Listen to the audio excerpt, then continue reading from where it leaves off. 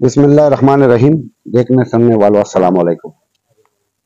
میرے تاجر بھائیوں، میرے ٹریڈر یونین کے ساتھیوں نے ابھی مجھے کچھ کالیں کی کہ صدر صاحب جو آپ جب سے آئے ہیں تو بجلی خراب ہے، تو میں ابھی اس وقت میں اور ہمارا جو سرپرست اعلیٰ ہے مولانا عبید الرحمان حیدری صاحب اور یوسف معاویہ صاحب اور نیاز عاجز بھائی اور نوید بھائی اور ریاض بھائی، ہم اس وقت آئے ہیں جیو صاحب کے ساتھ۔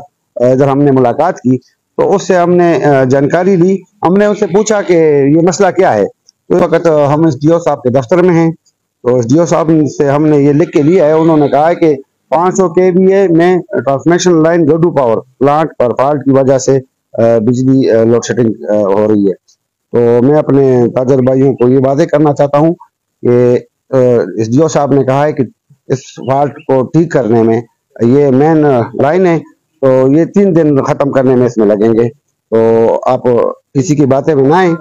تو کسی نے کہا تھا کہ کل تک بجلی ٹھیک ہو جائے گی، لیکن جیو صاحب نے کہا ہے کہ مزید 3 دن لوڈ شیڈنگ جاری رہے گی۔ تو مزید بات جو ہے نا وہ مولانا صاحب آپ سے کھلیں گے۔